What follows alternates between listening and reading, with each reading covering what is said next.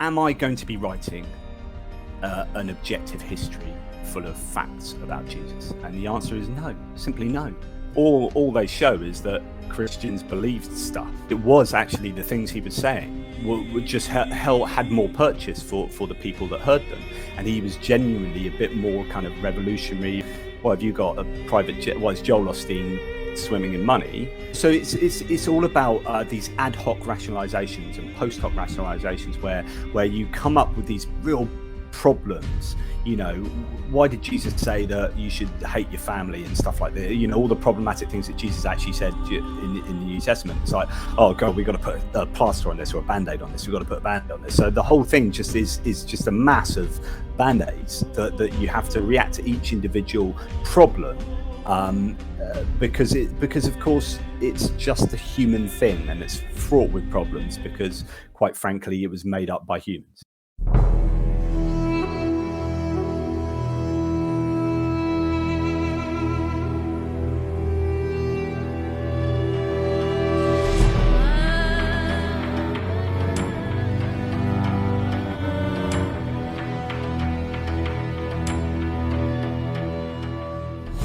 Welcome back to the Gnostic Informant, and you are about to attain true gnosis. Today I'm joined by Jonathan M.S. Pearce, author of Resurrection, a critical examination of the Easter story. Check that out on Amazon. There it is. And question mark. Nice. It's great. I love that cover. And so we're going to talk about that. So, Jonathan, I'm just going to run by you a quote from a scholar, a biblical, a PhD, high-level scholarship right here. And this is Dr. Gary Habermas, and this is what he says. There is a virtual consensus among scholars who studied the Jesus resurrection that subsequent to Jesus' death by crucifixion, his disciples really believed that he appeared to them from the dead. This conclusion has been reached by data that suggested that the disciples themselves claimed that the risen Jesus had appeared to them, and subsequent to Jesus' death by crucifixion, his disciples were radically transformed from fearful, cowering individuals who denied and abandoned him at the arrest and execution into bold proclaimers of the gospel of the risen Lord. They remained steadfast in the face of imprisonment, torture, and martyrdom. It is very clear that they sincerely believe that Jesus rose from the dead. Quote. Yeah.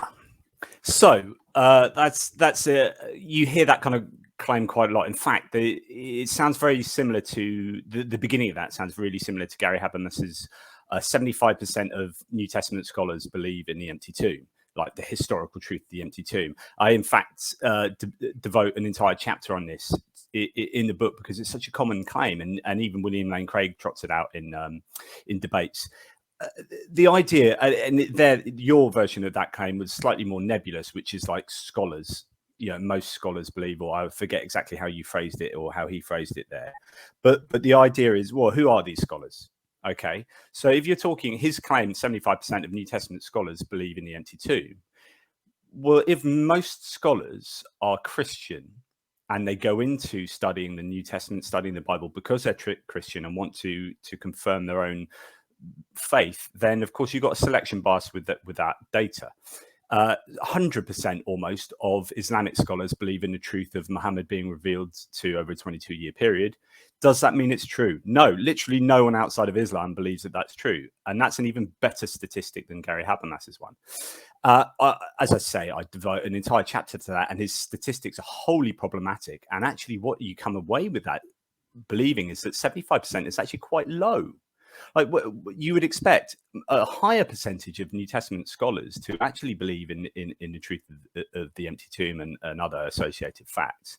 So yeah, thoroughly problematic. But also this idea in the second part of the quote is that people who suffer for a belief, somehow if you suffer for belief, it's more likely to be true, or it adds to some kind of evidentiary value of the claims or some such thing. Of course, that's nonsense. People, die for all sorts. You only have to look at Islamic fundamentalism, right, and say, well, okay, well, that's not true. And because they're dying for those beliefs doesn't make it any more true. Yeah, and not only that, the sources that we have, or I should say the source that we have for the martyrdoms is from Eusebius in the 4th century. And then that same exact source that we get that from, all those same scholars agree that most of that in there is forgeries, interpolations, and just straight up lies by Eusebius. So if we were in the court of law and we were going to use that source, it would get thrown out immediately. Yeah, is it Candida Moss that's written a book from Nostradam, University of Nostradam, I think. Notre Dame, sorry, as I said in America. Yeah. So she wrote a book saying that the persecution is well overplayed by the Christian sort of apologist, and in fact there wasn't that much persecution, or it wasn't as great as people claim, as again some of the sources might try to indicate. So yeah. Or I was talking to Richard Carrier last night. He made a good point about this. A lot of those martyrdoms are actually Jewish persecution in the 1st century by Romans, and they just stole those basically and said those were Christians, but they really were just Jews. Yeah, co-opted. Yeah, and I would need to look at the data for that, and I'll be interested to see that interview actually. But yeah, ostensibly, you've got a problem with data there, and when history is written by the victor, in this case, it's the Christian Church and Christians, then they are going to be playing themselves up as having this martyrdom complex that oh, woe was me, or going through all this, but look how awesome we are now type thing. So again, how can we check the data? How robust is the data? Are the claims just incredibly dubious? So you've got to treat claims like that with a real sort of pinch of salt. Yeah, and another thing Gary Habermas always remembers to say, I'll give him credit for this, he always remembers to say, they believed. He doesn't say, oh, we have evidence that he came. He always says, we have evidence that they believe they saw him. Okay, at least he words it right, because if he doesn't word it that way, he could be straight up, that could be like, you know what I mean? But this is like Josephus, Tacitus, all these sort of kind of supposed extra biblical sources for Christianity. All they show is that Christians believed stuff. It doesn't tell you anything about the actual content of the belief system, or it doesn't tell you anything about the evidence. And the last thing I want to say about Habermas, because I feel like he's like the focal point of this type of scholarship. And he always says, I've heard him say this multiple times on different Christian podcasts, that we have more evidence for Alexander or Jesus than Alexander the Great and Julius Caesar's life.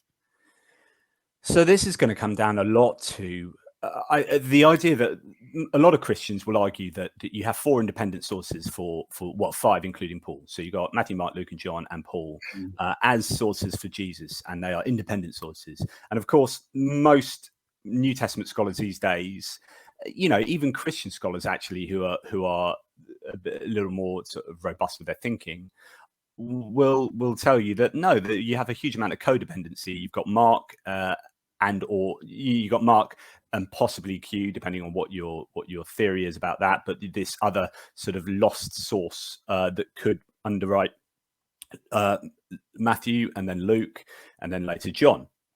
But John will depend on all the previous Gospels, and Luke will arguably depend on Matthew and Mark, or possibly, it depends what your theories on Luke and Matthew are, and which came first, and whether they codepended on each other, and all this kind of stuff. So there are lots of different theories, but the idea is that the definite truth, as far as I'm concerned, is that these are not independent sources.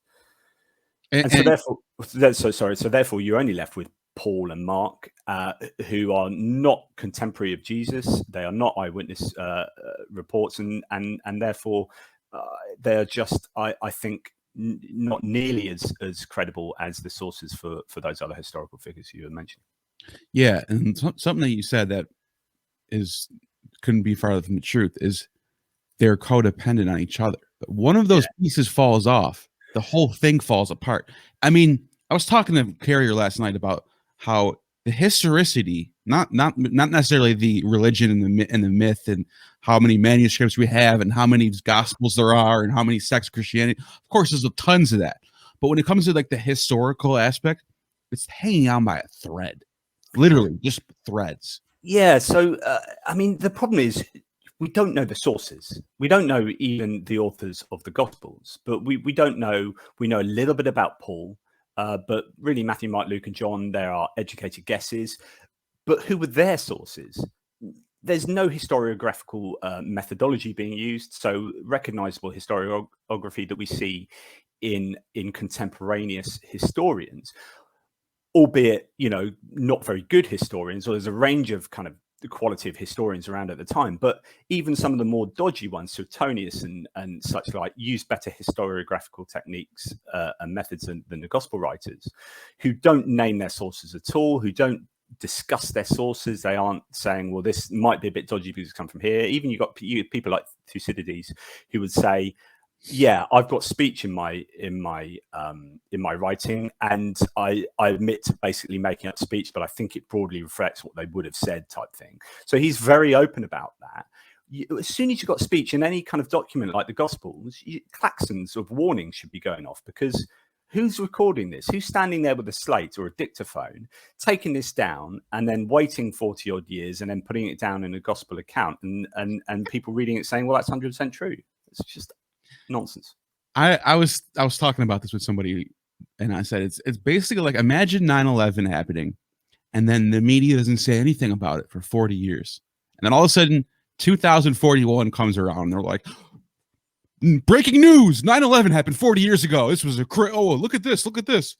It's worse than that. So in my book, I use the David Koresh argument. So I say, wait 40 years until after David Koresh has died. You then come to, imagine it's me, right? I'm a gospel writer, or a David Koresh gospel writer. I then come after 40 years to believe that David Koresh is the Messiah. So I then come to write a supposedly objective history. I'd argue it's not supposedly objective history. The gospel writers wouldn't have been writing objective history. That's what people 2,000 years later like to think. Christians like to think it's objective history. It's of course not. But imagine 40 years ago, elapses. I write a history of David Koresh's life after believing he's the Messiah, but I don't have access to libraries. Public libraries. I don't have access to the eyewitnesses. I don't have a telephone. I don't have the internet. I have no way of really researching stuff. I'm receiving oral traditions on this, but arguably nothing written down, or at least very few things written down, maybe some sayings or whatnot. And I write this thing where my sole intention is to evangelize, which is to persuade the readers or the listeners to believe what I want them to believe, right? So this is hugely persuasive as a genre. As a form of writing, I've got an agenda. Am I going to be writing an objective history full of facts about Jesus? And the answer is no, simply no.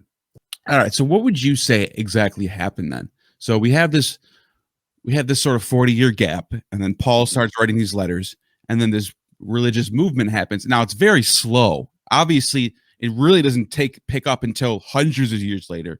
And it doesn't become a state religion of Rome until 200, 300 years later. And to even point out, to even go even deeper, you got writers like Plutarch and Seneca who are writing stuff, similar subjects, and they're not mentioning this. So obviously this is not big at all. No one knows about this until way later. Pliny the Younger, in fact, or I should say, Pliny the Elder says nothing about Christianity, and he's writing about Jews in Qumran and like in that area, and he's also writing about prodigal births and people who got deified, people who rose from the dead. Never mentions Jesus. Pliny the Younger, another generation later, he talks about him like he heard him for the first time. These weird Christian people, I never heard of him before. What should I do? So with that being said, what do you think happened to make this thing grow from such a small fringe thing into what really, that's a really great question. One of the best books I've read in recent times is Bart Ehrman's Jesus Before the Gospels, right? It's actually a really good book. And the reason why it's a really good book is he spent a couple of years researching memory and how memory works and how oral traditions work. Because if you want to understand how reliable the Gospels are or aren't, you need to understand what would have happened in the period between Jesus dying and the Gospels being written. Yeah. So the first thing I would say is that oral traditions, you hear from Christians a lot that oral cultures have supposedly jam-packed full of people who remember things really, really well because they've got no way of writing them down. It's not a literary culture, so they generally remember things really well. There's no genetic evidence for this, no biological evidence for this. This would have to be a learned thing, right? Okay, so does that claim hold up? Actually, it doesn't. So when you look at the data from people who we see as having an oral tradition these days, or from research we can do of other peoples in times past and the Homeric tradition, it turns out that oral traditions aren't interested in passing on things super accurately, and it's impossible to test anyway because you generally don't often have the thing at the beginning to compare it to the thing at the end. But what people are doing is they are considering their audience when they are doing whatever, singing a song, telling a poem, or saying whatever. It's all about communicating an idea to the audience. So actually, the facts, the supposed, what we might see as facts these days, aren't important. It's about an agenda, and it's about a relationship with the audience. Okay, so and then you have these different sects within nascent Christianity who are vying with each other for theological purchase. So you got John, for example, saying something completely different to Mark. So not only do you have very poor oral transmission, which isn't interested in necessarily the facts. You've got to put yourself in this situation, right? You are a guy in 65 CE, right? Someone has told you a story about Jesus. You've never met Jesus. The person that's told you the story's never met Jesus. Tells you the story. You then tell someone else that story, right? It's not a poem that has certain structures that mean you keep to certain, it has almost a self-correcting mechanism whereby you will be correcting yourself to fit in with the poem. Like what you say has to fit in with the rhyme, and therefore it helps you remember things in particular orders. These are narratives that you are telling a story of Jesus, and things will naturally change. Of course they will, depending on who your audience is and what your theology is. And then you'll have change happening on purpose. So, and you can compare John to Mark in say, the baptism. What's going on there? Completely different accounts of the baptism, or the collection of their early disciples. So John has Jesus already as a Lamb of God and being divine. Mark doesn't. So they're telling completely different stories with completely different agendas, or the same story but completely differently. All of that is to say that you've got massive change going on, okay, from what happened in Jesus' actual life to the gospel starting. So how can we know what happened in Jesus' life? Well, you can be a mythicist and say it's all made up out of whole cloth. Possibly. I don't want to die on that hill. I probably think that's maybe got a 30% chance of being true. Whatever. I'm a bit ambivalent. And in fact, I'm a bit ambivalent about what happened in Jesus' life, because the Gospels are not telling you what happened in the actual Jesus' life. Am I making sense so far? Yes, absolutely. So what? And this is what Bart Ehrman talks about in his book Jesus Before the Gospels, which is what are the gist memories. So you say all these. You might have some kind of basic framework structure of what might have happened in Jesus' life, which is that he went to Jerusalem, or at the end of his life, he went to Jerusalem. He annoyed some people. He got arrested. He got executed. That's your gist memories, right? And then that all gets padded out with theology. Yeah. By people who are really interested in this guy, but they're a Messiah. They've gone through. They think he's a Messiah. They've gone through cognitive dissonance. They come back, and they create a whole new narrative for this person. So John Dominic Crossan talks about this, and he talks about the theory that it happened in 3 stages. Which is, the first stage is Jesus died. Second stage is his supporters went away and tried to understand Jesus dying, and they did that through looking through the Old Testament, right? And then they have an understanding, come back with an understanding of how Jesus died. And then they write that understanding into a narrative.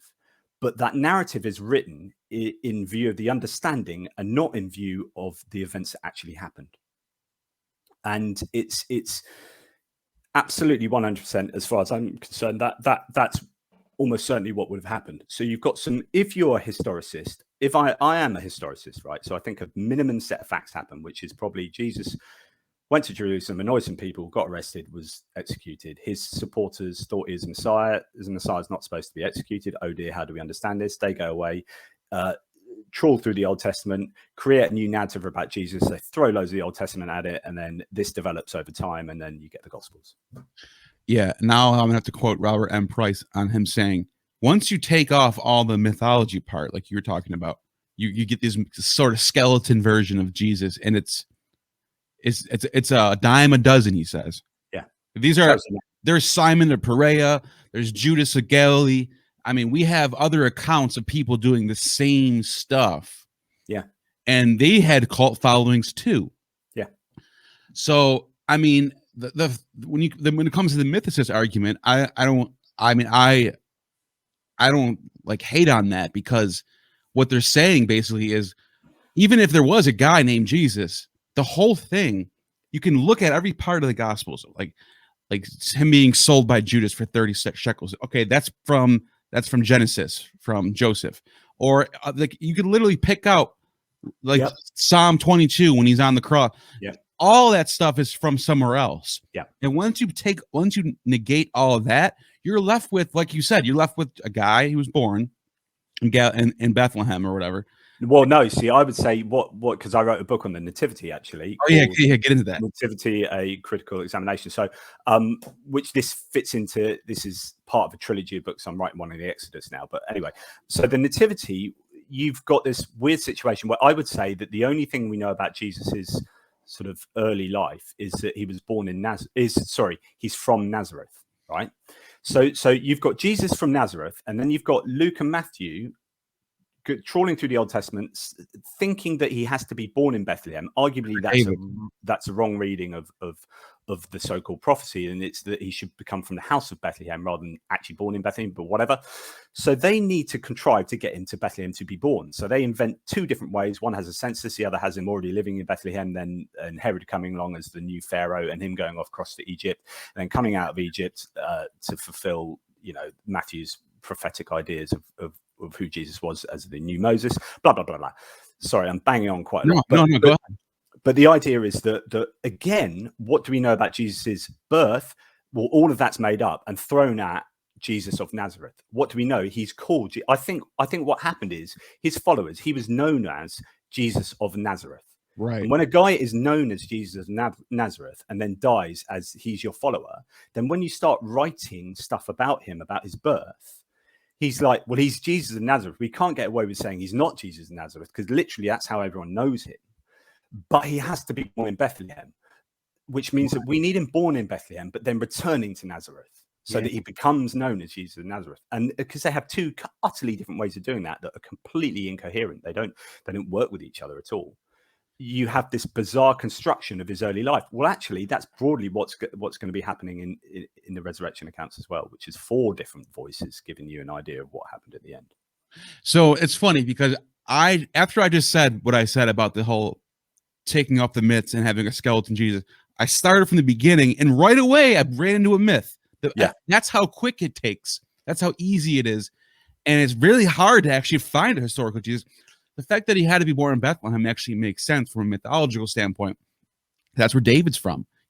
So he's the David. He's the line of David. It has to be from about the house of bread. Yeah. So this is important and this is how to understand the synoptics as well. So Matthew, Mark, and Luke, I would argue, understand Jesus as a Messiah, not as a Holy Trinity as we now understand Jesus, or Christians now understand Jesus. John starts the ball rolling. So he has a completely different understanding of Jesus, where Jesus is God, the word, logos, right from the beginning. And then when he's going out and collecting disciples, they're like, this is the Lamb of God, which is why you start getting John changing the resurrection to have Jesus crucified on the Passover, which means he is literally, as well as metaphorically, he's like, in some kind of hyper literal sense, the actual Passover lamb. I know that's metaphoric, it's not literal, but you know what I mean. So John moves the day. So if John's happy to just move the day to fit his agenda, which is Jesus is the Lamb of God, he's the new Passover lamb that's being sacrificed. And what else is John happy to change just because it fits in with his agenda? But anyway, I interrupted you, sorry. But the idea is that Matthew, Mark, and Luke have this understanding that Jesus is a Messiah, and therefore to be born of the house of David and in David's line is really important for messianic fulfillment, right? So the Messiah has to be that. So that's why they're really interested in those ideas. Yeah, and that's what I was getting at. Was you said it perfectly? Is that there's these elements that have to be in the narrative to make him the Messiah. It has to be A, B, C, D until you get to the resurrection, and then he has to die, and it has to be 3 days for some reason. And now I'm even wondering how much of there is left at that. Okay, maybe he's born in Nazareth. You don't have anything from his childhood. He goes to Egypt, and then he's gone, and he comes back. He's 30 years old. He's meeting John the Baptist right away. Well, let's put this in a real world context, right? The reason why you got nothing about his birth is, of course, he's just a normal bloke, right? He's just who becomes an itinerant cult leader, and at the age of 30, whatever. So so people know about him at that age, and of course, no one knew him as a young child of his followers, and so there aren't these. You start getting some infancy fantastical writing that comes later from the apocryphal texts and whatnot, but actually the gospel authors struggled to include anything because there would have been nothing to work with. So yeah, I don't even know if he went to Egypt, because isn't that like an Abraham thing? Isn't that like, here, look, Abraham went to Egypt, so did Jesus. It's a Moses thing. Moses. So this is Matthew, because Matthew is writing for a Jewish audience, so he wants to go back and think, right, what are these authors doing? Right. Each of them have an audience, right? So they have an audience and they have an objective. I always talk about the 3 elements of writing. So you have audience, purpose, form. So your form is what you're writing, or what style of writing you're doing, and your content, and that will be defined by your audience and purpose. So if I want to convince my local member of parliament to change the rules about something, I'm going to write a persuasive letter that uses persuasive language but is very formal, right? Because I'm being defined by my audience and purpose. Okay. The gospel authors have different audiences, but broadly similar purposes. But the purpose will change slightly with the audience. So Matthew's audience are Jews, by and large, and he's really interested in validating Jesus within a Jewish context, so that his Jewish audience go, yes, I get that. Oh, I noticed that. Oh, and you've got to remember that Jesus has to be, if he's either the Messiah or God, he has to be better than anything that has come previously. So if you're a Jew, your number one dude is Moses. So if your number one dude is Moses, Jesus has to be an uber Moses, right? So if you're writing your gospel to convince your audience that Jesus is the Messiah, he has to be one better than Moses, and he has to be better than Elijah in power. Yeah, on all of them, or everyone. But I think Moses is an interesting one. Dale C. Allison's written a book on how Jesus is basically Moses rewritten. So you get the Sermon on the Mount is an interesting one because it only appears in one gospel, which is Matthew's, isn't it? So yeah, absolutely. So the Sermon on the Mount is Moses up a mountain receiving wisdom from God. So this is the new he comes out of Egypt. Out of Egypt, I'll call my son Israel. Or Jesus is Moses for Matthew, but not for anyone else, because Luke has a different audience. He's appealing more to Gentiles. So actually talking about Moses isn't really going to float their boat. So there you get your different. And then you got the whole aspect of, so if you go to the second book of Kings, I think it's second book of Kings, or maybe one Chronicles, but you got Elijah and Elisha. And Elisha, when he takes over after Elijah goes up into heaven, he gets double of his power. So then what they do in the gospel is they apply Elijah, who the Jews are waiting for him to return, and they sort of play on that aspect. As Elijah came back, it's John the Baptist. But who's double the power of John the Baptist is Elisha, and they sort of apply this Elisha characteristics to Jesus. Yeah, and of course you've got really interesting ideas with the baptism of John the Baptist, and John and Mark have completely different understandings of who Jesus, because the original understanding of someone who's baptizing is that they are more superior to the people that they are baptizing. But of course, how can Jesus be less superior or inferior to John the Baptist? So you have these weird sort of theological wranglings that are going on. John and Mark treat the baptism quite differently, and how can someone need to repent anyway if they are Jesus and divine? And so there's different theological agendas going on, but I think that maybe some element of baptism might be a gist memory, might be something that actually happened, and they're then writing that into their own theological framework. I mean, what the gist memories are, if you believe in a historical Jesus, are interesting. I'm not. I think it's quite reasonable to suggest that actually Jesus probably was quite a charismatic leader, right? A miracle worker, a cult leader, and that he probably did have a bunch of sayings, and those sayings might well have ended up in the Gospels, and there might be some truth to the fact that he said them, which is why he had such a following. You know, at the end of the day, he probably was a bit of a revolutionary. If you believe in historical Jesus, he probably was a bit of a revolutionary leader that really did actually annoy people in Jerusalem to the point that they crucified him, right? So he must have said some things. And then the question to what you said earlier, there are all these other cult leaders, Simon Bar Kokhba and whatever. So what is it about Jesus that provided fertile ground for success?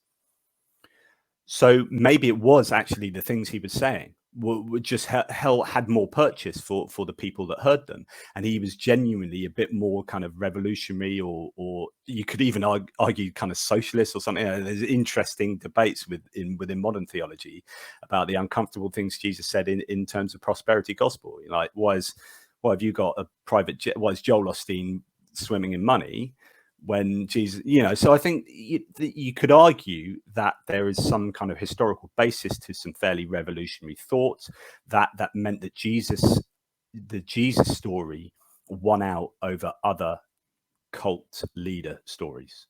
Yeah, and it's quite possible that he might have had a prediction that came true. Like, it just, he might have named a bunch of predictions. Most of them probably didn't come true naturally, but maybe he did say the temple is going to fall, and then all of a sudden, 40 years later, Titus. Well, yeah, it's possible that he could have predicted.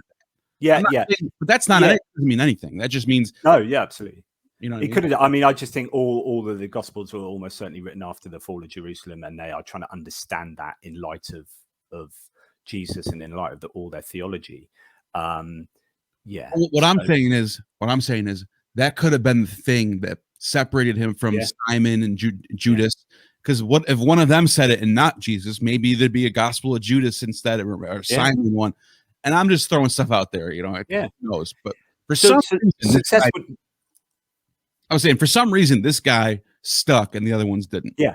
Well, the reason we have to kind of guess at this, but of course, what makes people stick, right? And it's politics often. So it's not just about what Jesus did and said, but it's actually about who his immediate followers were in important positions. So if you could say that a lot of people say Christianity is all about Paul, but to some large extent it would have been. He's a really strong political mover, and some of those early members of the church, and Peter and James, and you can imagine that the success of Christianity it's not just about who Jesus was and what he said, but it's about who his immediate followers in power were and what they did and how they spread his message. Because, and I've said this in other interviews, the interesting thing, Paul at the end of the day is saying Judaism is not going to sell to Gentiles, right? No one wants to cut the end of their penis off. Like, if you're going to say, if you're going to go and persuade someone to believe what you believe and say, oh, we've got 613 rules that you have to follow, and then on a Passover you've got to do this, but you're not allowed to leave the house, and then you've got to cut the end of your penis off, and then you've got to do this, everyone's going to be like, oh, jog on, mate. Especially Romans, who are into Saturnalia and Bacchanalia and the Orphic mysteries and having orgies and drinking wine. They're not doing that. There you go. So you have to get rid of that and replace it with something that's going to sell more. So why didn't Simon Bar Kokhba win it? Well, no one was claiming he was God, or no one was. Maybe they were claiming he was a Messiah, but Jesus was a little bit different. So they believed he was a Messiah, and then maybe that developed. But they're also saying, and if you're going to come along with us in this Jesus cult, you don't have to be a hardcore Jew. Yeah. And so Paul is a big key, I think, because Paul, first of all, you got the earliest writings surviving, I should say, because who knows if there's anything before that, and we don't really know. But Paul starts writing these letters, but the letters don't seem like natural letters. They seem like propaganda.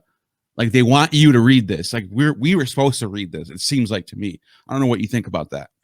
Well, yeah, I mean, obviously you've got, some of them are forgeries, but let's assume that maybe 7 of them are authentic, and obviously there are going to be a lot more that he would have written as well that haven't survived. But I think things like Letter to the Corinthians is interesting, which is about arguing over theology, really, and saying how do we understand the resurrection. So they had a view, and again, we can't really work out what the Corinthians really thought, but there was obviously an argument. I go along with Carrier in the sense that I think Paul generally thought of a spiritual resurrection, and the empty tomb motif, the empty tomb events weren't a thing yet. I think that Mark was the first person to put them out there, and I think the empty tomb story is a reaction against the spiritual resurrection, to say it was definitely a bodily resurrection. We know this because there's an empty tomb, and then it ends up with John having people poking Jesus' body and Jesus eating broiled fish. So this is to say, why would John include that? John is including that to say, no, Paul was wrong. This is a bodily resurrection. And this is kind of maybe an argument against kind of Gnostic thought, however you can define that, because it's quite a broad term, right? Yeah, so I think Paul was having arguments about, especially with James. So yeah, James, I don't know which one comes first. I think this goes back to the idea of politics. These guys are doing politics. Yeah, no, you're right. That's a good point, and I'm glad you brought that up, because there is you can sort of sense some reality in these letters, because James is talking about, he says, you ignoramus, it's not just about faith. You got to do works. Good works is what shows your faith. And then Paul is like, it's all about faith.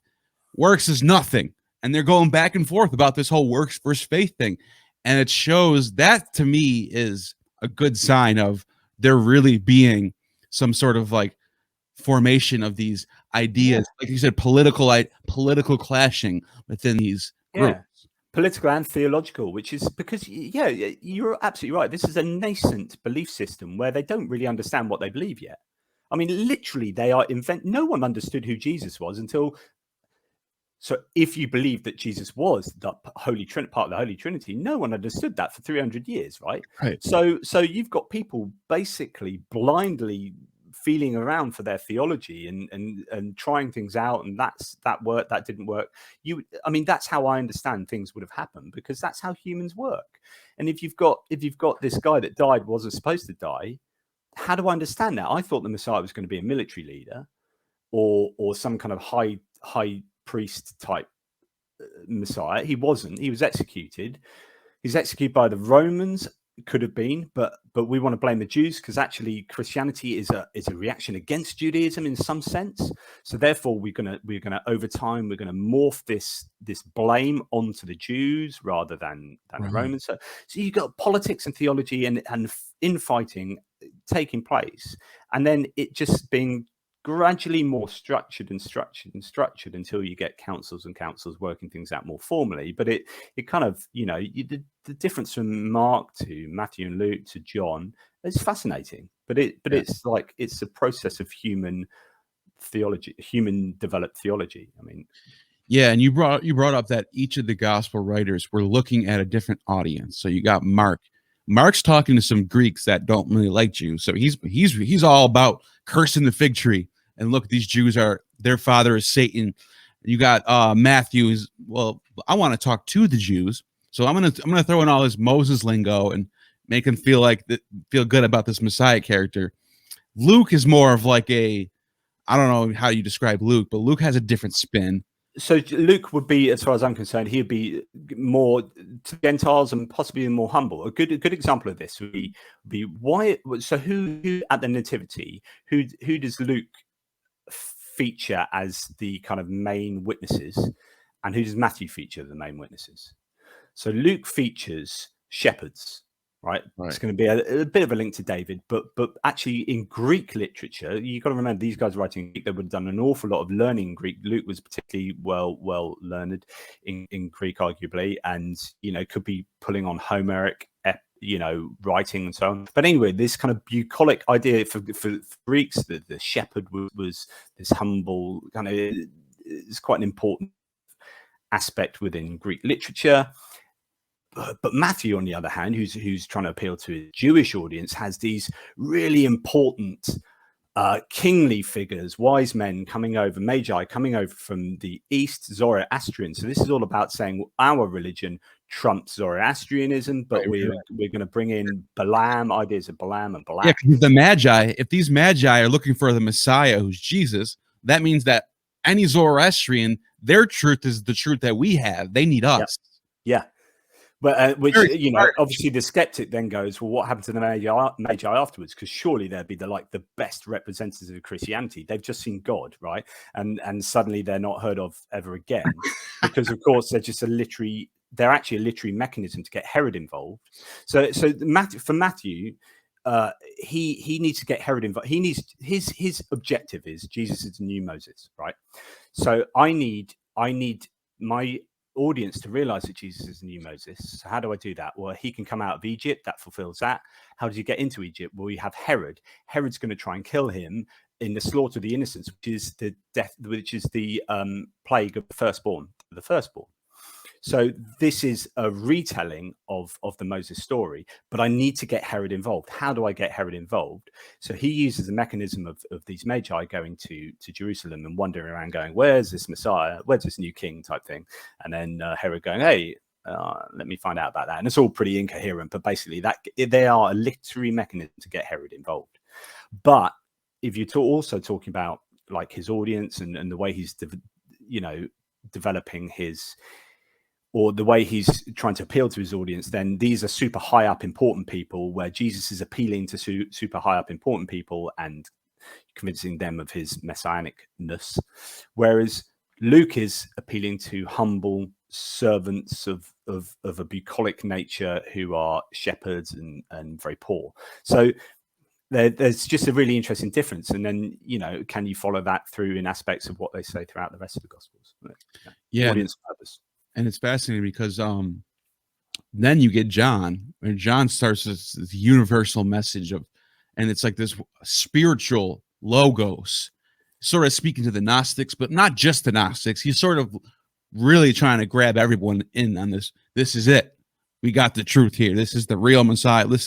And it's very, like I said, spiritual. Like it's a lot. You're getting closer towards this whole God, the Trinity, right? And I think it's fun, and I think it shows how there's a progression here. Yeah. This didn't just come up. It's like we have it right here. We're done. We can just hold this and preserve this one truth that started in 33 AD, and that's the way it's going to stay forever. It's like, no, this thing started off as some cult somewhere, and then slowly over time it formed into something else, and then it formed into something else, and then it formed, and they started looking at Philo and started, oh, that's some good theology. Let's add that in the mix. And basically what happens is you see all these different church centers spring up. You got the Egyptian Christians, the Syrian Christians, the Greek Christians, the Roman Christians, the Jewish Christians. And I guess the one that wins out in the end, the one that sells to Constantine, is the one that makes the Romans innocent and the Jews guilty, and the one that sort of looks like it has some pagan elements to it with the Trinity God, and like something that we could sell to our people. That forget the law. Who cares? You're saved. Don't worry about that. You just do what you want. Just believe in Jesus. You'll be saved. And that's the one that wins out. So, but that being said, you can see how it makes sense instead of it being some Jewish rebellion cult that's gonna magically win out because God's behind it. No. Yeah. So this, I see this. So that's a completely skeptical account of what almost certainly happened, which is a very human evolution of ideas. Okay.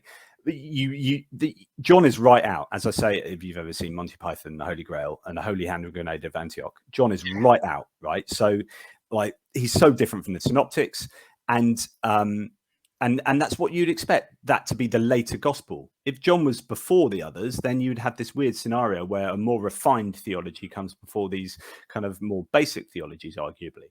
So this is what we'd expect if you saw a human progression of ideas and understanding of trying to make sense of what happened. And in fact, this went on for hundreds and hundreds of years. Christians go, that's not a skeptical view of it. That's called progressive revelation. And it's just like, that's their get out of jail free card, which is like, that's what you'd expect, which is to say not everything was in place to begin with. And these things were a progressive revelation starting actually back in the Old Testament. And you're like, yeah, no, it's hugely problematic. This idea that, what, people couldn't understand it straight away, that people didn't have the brains to develop the understanding of this straight away, or I don't know. Yeah. And that's then that's a good point, because if this all happened exactly as it's told, you would think that the closer you get to the events, the more truth, the more Christian, the more exact it should be. But it's the opposite. The farther away we get, the more the theology forms, and the more we get a real picture of Christianity. I mean, even in the time when like Jerome's writing, there's more changes being done, and then you get the this is actually before that, but then you get the Nicene Creed. Now, the reason why I bring up the Nicene Creed is because it tells you what to believe and how to be a Christian. Without that, you're not a Christian. If you don't believe in the Nicene Creed, you're not a Christian. And so if you take the farthest sect of Protestant, let's say Calvinism or Mormonism or something, and then compare it to Orthodox Christianity or Catholicism, you have people think they're so far apart today. They think, there's so many different groups of Christianity. They're so far apart. They don't agree on anything. Well, actually, they agree more today than the earliest Christians did in the 1st and 2nd century. Back then, you had people believing in Demiurge and Sophia and all these crazy concepts that are considered heretical now by any Christian. Even Mormons say that's heretical. So what I'm saying is, it becomes more aligned. There's more alignment happening farther as we get closer to the future than there is back when it all happened. This is a really interesting idea, actually, because I'm just thinking about, you could actually form this into a philosophical argument against God, which is to say that actually God is unfair because the early Christians understood God less than the later Christians, which is to say that actually God is preferentially treating later Christians more preferentially to earlier Christians. It's a bit like I've done some philosophical arguments using doubting Thomas as an example of how God is unfair. So if God allowed Thomas to doubt that Thomas knew Jesus, was with Jesus, like was part of the disciples, saw miracles took place, walk on water and heal people, and then still doubted. That doesn't make any sense. That's still doubted, and then Jesus went, "It's okay, touch me." He touches him. He's like, "Okay, I believe now." Right? Do I have that chance? I get to read a 2,000-year-old book, right? And I don't get to touch Jesus, and yet I could go to hell on account of that, depending on what your belief in the afterlife is. But Thomas was got to live with Jesus, still doubted, and then got to poke him and go, "Oh, all right, I believe you now." So this is actually, so I formulated this into like a logical syllogism to show that actually God is unfair. This is unfair. God is giving different people, you got Amazonian tribes people that never had access to the gospel at all. People like William Lane Craig then argue it's because they always would have rejected it. So he front loads like souls into the Amazon that always would have rejected it. It's like, they're just NPC characters. They're nothing. They're just get rid of them. I watched Free Guy last night with my kids, and that's all about NPC characters actually forming real like personalities. That's good. But yeah. So God is. So I think this idea of progressive revelation is an interesting one because you could argue it shows that God is unfair. God is giving preferential treatment to people who have a more fulsome understanding of. Because at the end of the day, if you want to, if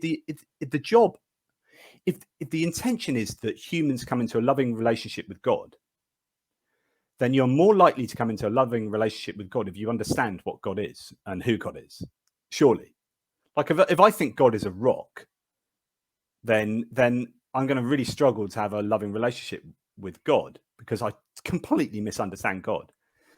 Do you know what I mean? So yeah. But basically, what you're getting at is if it's not universal and it's not an absolute, then what is it? Well, it's just the idea that there's this progression of revelation that means that the early Christians really didn't understand Jesus and God that much, Right? And that's unfair because the later Christians got much better understanding, and that's an accident of birth. And surely it's a bit. There's similar arguments you could have in like the Old Testament. So this progressive revelation argument. So I've had this before with Christians that I say, well, why we understand now that slavery is bad. Why did Jesus not come down and say slavery is bad? Like, honestly, guys, it's just bad. And here are the reasons why it's bad. Oh, because they just wouldn't have understood. Really? They wouldn't have understood that slavery is bad. At the very least, Jesus could have, or God, Yahweh could have just announced, don't do slavery. And the 10 Commandments could have just said, don't do it. But here's the thing. If he's gonna come down and say that stoning people's bad, and that they shouldn't have understood that, they've been stoning people for thousands of years, that's a big change. That's a big radical change. Then why wouldn't slavery be the same thing?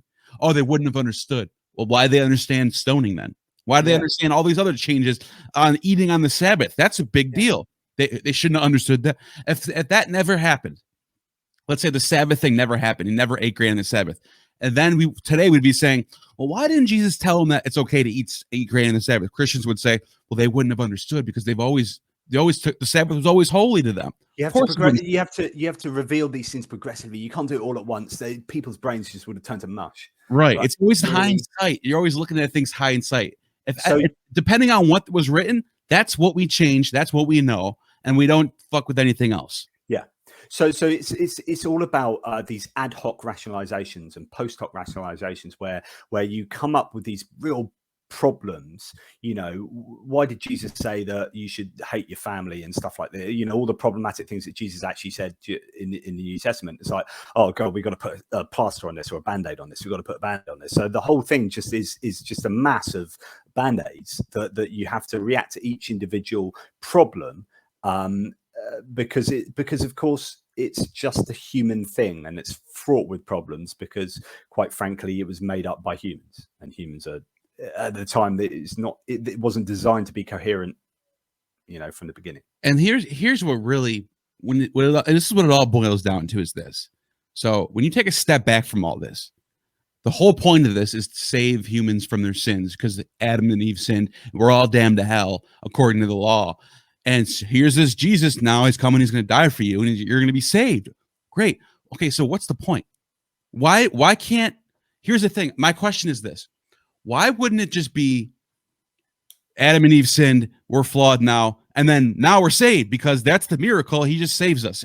Or better yet, why are we even here to begin with? What's the point of this world if we're just going to the next world? If this is all just a big test to the next world, why didn't we just get created in heaven and say, look, you're here now. This is the way I want you. What's the point? I totally love what you're saying, man, because I've made all these arguments before heaps of times in lots of my books. So you're absolutely right. But some of the brilliant feedback I've had for my resurrection book is that I spend the early part of the book talking about doing philosophy. Right? So lots of people write on the resurrection, and they'll look at like the claims of the actual stuff that happens for the resurrection, and then talk a lot about theology and talk about Matthew, Mark, Luke, and John. But I start off the book going, why was there a resurrection? Atonement. So how does the atonement work, and how does the Holy Trinity work? So I look at this and say, well, the Holy Trinity, and I have a whole bit on the Holy Trinity. The Holy Trinity doesn't make any sense. So that's nonsense. Nobody can explain that. No one can. So and I talk about the idea that the most prevalent theory is Mysterianism, which is to say that it's a mystery. I don't know how it works. I'm telling you it does work. It's like, no, that doesn't cut the mustard for me. But then there's the atonement, and all these different theories of atonement. No one can agree on what atonement is and how it works. So all Christians today will have subscribe to different theories of atonement. And so in the book, I say, look, atonement doesn't make sense, and the Holy Trinity doesn't make sense. So therefore, the rest of this book is irrelevant. I can argue about the fact that you've got contradictions and that this didn't happen, that didn't happen, the resurrection didn't happen. But I don't need to do that because the resurrection makes no sense because atonement makes no sense. It supervenes on atonement, and atonement is incoherent. And one of the main arguments I talk about the incoherency of the atonement is this, is exactly what you just said, which is why you're awesome.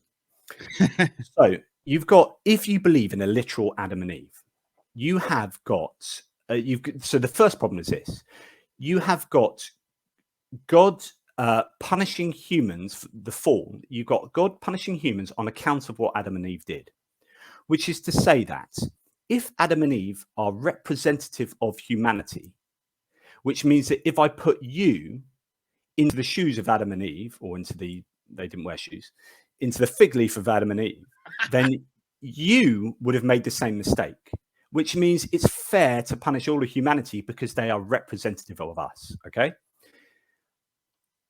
And I'll come to another problem with that.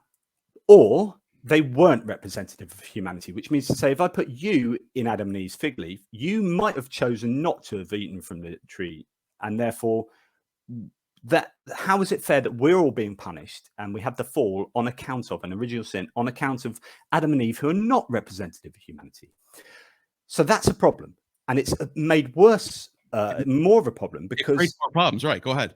Because if Adam and Eve are representative of us and we all would have done badly or made a wrong decision in the Garden of Eden, then that is a case of shit design.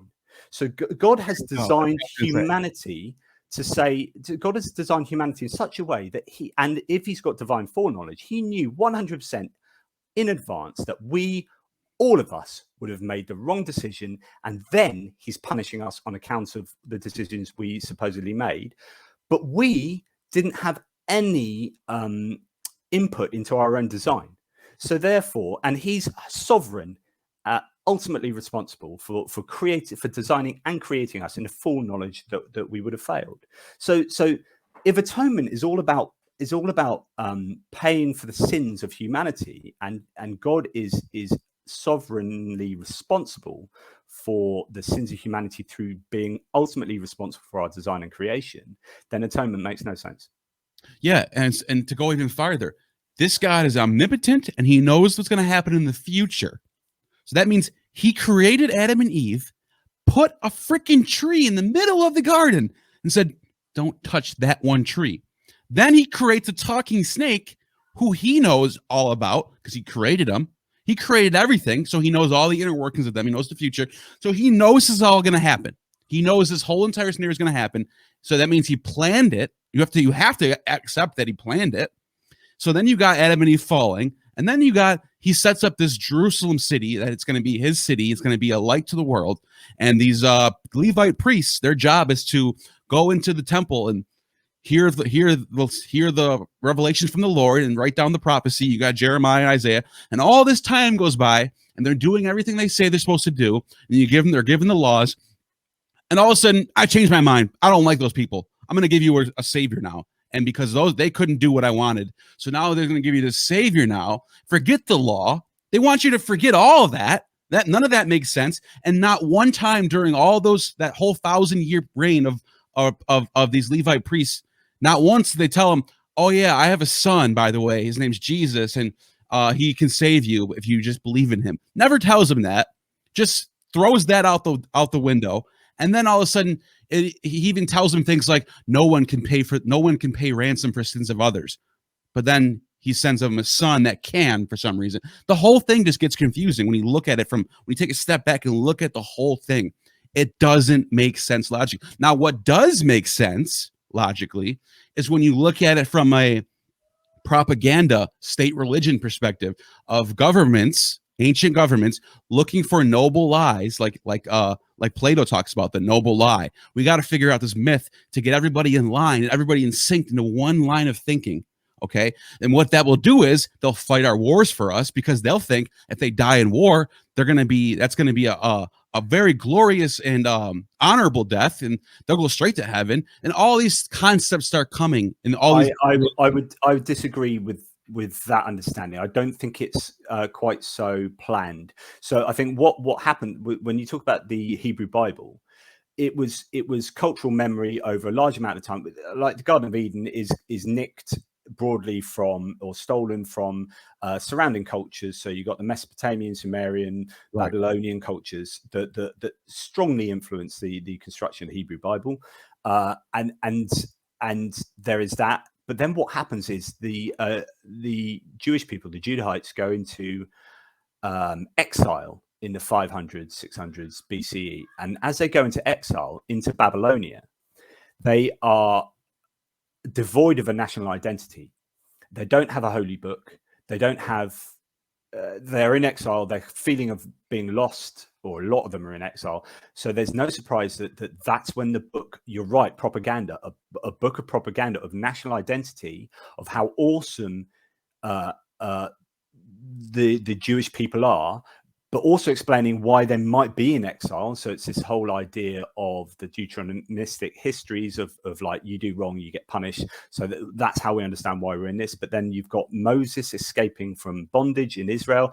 Why is that such an important? Why is the Exodus their big story? Because they are in exile in Babylonia. They then come out of Babylonia, and then the rest of the Bible is all sort of redacted and put together. So you get this propaganda national identity tale of these peoples and that's stealing from cultural ideas from when they were in exile, from the surrounding cultures, and from scribal schools. They would have been picking up, having to learn about, the Epic of Gilgamesh and all this stuff. And it's no wonder that the flood stories nicked from the Epic of Gilgamesh and the Atrahasis, and you got all these ideas that all come into the Hebrew Bible. But it is anthropologically massively interesting, culturally really interesting, but it didn't happen. Certainly bits of it might have happened, but not at all like is reported in the Bible. Right. I wouldn't say it was centrally planned as some kind of way of to do with war and this, but it was certainly a kind of propagandistic. The whole time it's all natural progression. I'm not saying that some guy got together with the pen with some papyrus and ink and was like, let's just write this. No, this is all slowly. It's evolution. It really is. Yeah, it's the idea that religion is the opiate of the masses. Is as if like someone sat back and said, I know what I'm going to do. I'm going to invent a religion so that I can control the masses. No, but religions can be co-opted to control the masses. So they're not designed to control the masses. They're just a really useful vehicle to enable people to control the masses. Yeah, and it's always hindsight, looking back and being able to. Basically, like I was saying, when you actually take a step back and say, does this actually make sense? If this is an omnipotent creator that knows everything and he's perfect and he can do whatever he wants, this is a poor job for someone like that. This is another argument. I mean, I wrote a book called it's based on loads of my previous writings that I pulled together into a book called The Problem with God, because it depends how you define God, a classical theism under the spotlight. And the book is all about all these kind of arguments, which is to say that if you are omnipotent, omniscient, omnibenevolent, why would you create a tool? What's the point of creating? How does this Adam and Eve like problem we talked about in the term and all that, but also like, if you are a perfect creator, there is, in some sense, this world must be a perfect world. So it's either perfect now in its creation, that's difficult to argue, or in that case, it's a necessary creation. God necessarily had to create this world in order to get to the perfect world. Do you know what I mean? It's a journey towards a perfect world.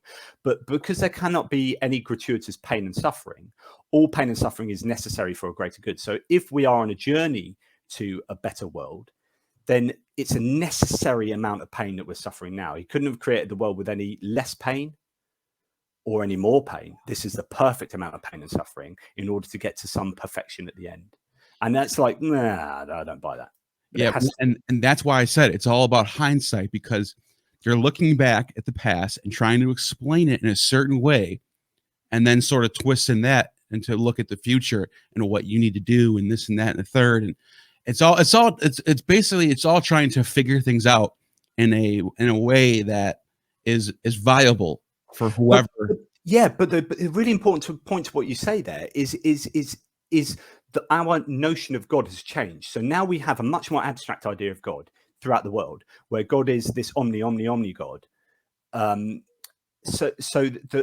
you have to go back to the Old Testament, which is not written with an omni-God in mind. This was, Baal and Yahweh in a pantheon of gods, and they're very much human. I mean, Stavrakolopoulou, Francesca, anyway, her book, The Anatomy of God, shows that actually it's just come out, shows that God is literally anthropomorphic and very has body parts, and that was the God of the Old Testament. But we don't believe in that kind of God now. We believe in this abstract omni God. So then we're trying to retrospectively go back into the Old Testament and reinterpret it in terms of an omni God. And you can't do that because it wasn't written in terms of an omni God. That's exactly what I was trying to say. You just explained it. You're good at explaining things. That's probably why you're a writer. But yeah, this has been great. Everyone go check out Jonathan Pearce on Amazon. Go buy the book. And we're going to do this again very soon. And you have just attained true gnosis.